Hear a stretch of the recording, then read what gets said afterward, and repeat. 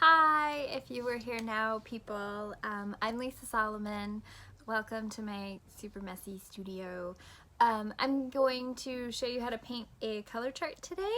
I'm the author of this book called A Field Guide to Color, and it's actually a watercolor workbook, so you can paint right in it.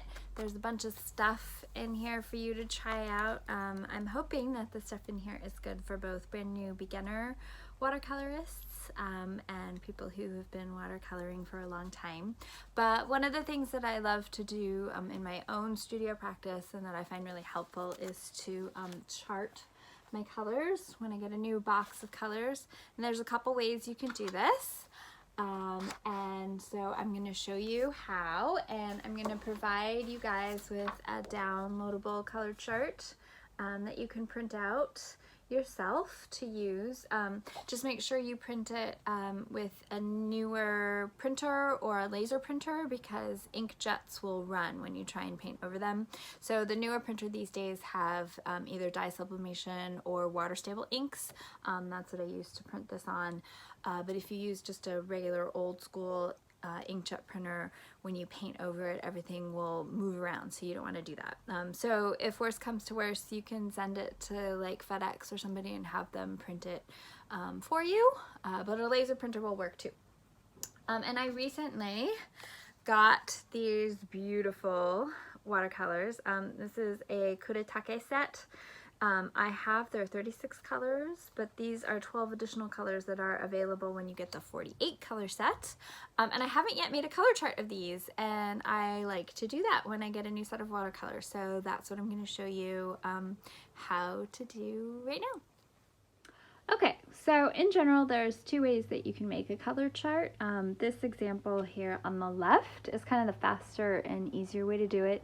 You paint all of your colors in one direction, and then you let them dry, and then you paint them in the opposite direction when they're dry, and you get to see how they work when they overlay. This version on the right is the way that I'm going to do it today. I think it just makes kind of a prettier chart, and it feels more like a color meditation, which is something that I talk a lot about in the book. And so we're going to do that with these 12 colors. I've already pre-labeled the colors on both sides, and so you'll notice that there will be one square sort of diagonal down the middle that will be the color itself at full strength. So I'll just do one of those first just to kind of show you what I mean. I usually have 3 brushes on hand when I do this, one for each color. So if I'm doing number 14 and number 13 mixing together, which will be this box, and also this box. So when you mix these boxes, they're going to live diagonally across from each other, and everything full strength will go diagonally this way. So I use one brush for each color, and then I use a separate brush to fill in the square after I have mixed them together. And I have 3 cups of water over here because I like to try and keep one of my waters kind of on the cleaner side for the lighter colors, and I have a dirty rag over here that I will use to clean my brush off in between sessions. So I'm going to start with just doing the straight color, so we'll do a couple of those first, and then I'll do one set of mixed colors, and then I'll time lapse the rest for you so you can see how it gets filled in. Okay, so let's start with that number 14, which is this really pretty pink over here. And I'm just gonna fill in that box.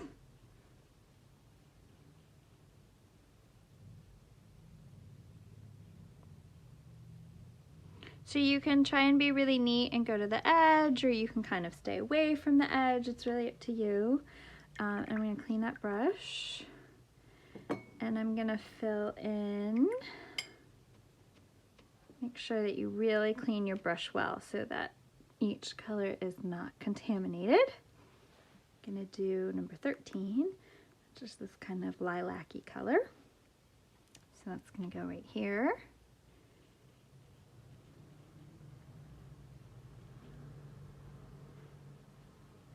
And then I'm going to put what's left of this, I should have done this with number 14, but I didn't think of it, and put it on my palette here. So this is a cleaned palette. I cleaned it off before I started this chart. I find it a lot easier to do these color charts with a clean palette.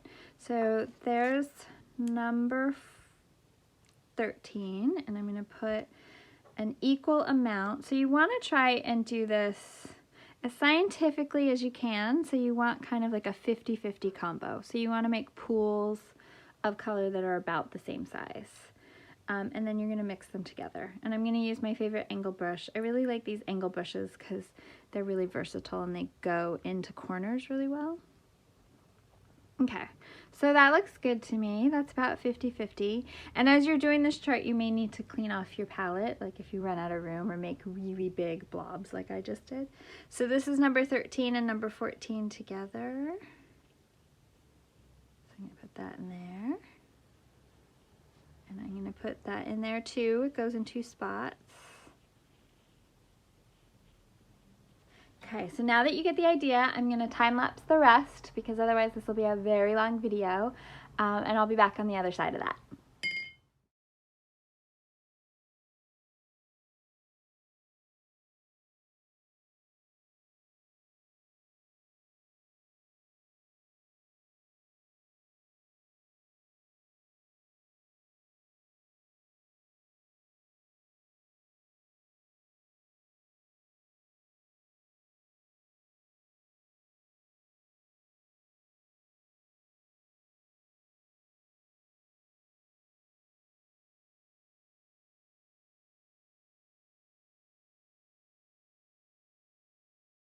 So you'll see I made it through one color, all of the 14s, mixed with every other color. Just make sure you're in the right box. Like I said before, they're just diagonal across from each other, and here's all the full strengths. I'm going to turn my little palette around so I don't have to reach so far in order to get new clean areas. And I'm going to wash my brushes really good so that they're super clean, and then I'm going to continue to fill in the chart. And as it fills in, it's going to get all these really beautiful colors. It's one of my favorite things about this is just seeing what kind of magical colors you get when you mix things together.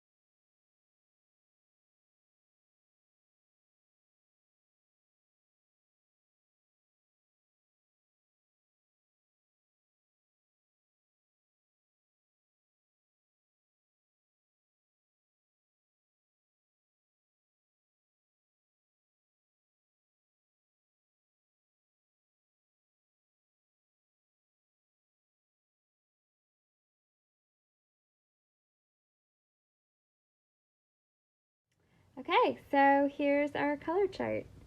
All finished and completed. I love the difference between sort of the bright, more primary colors and this set, which has sort of more muted and strange colors in it. Some of those pinks and roses and strange blues and slate grays are just really, really pretty and unexpected.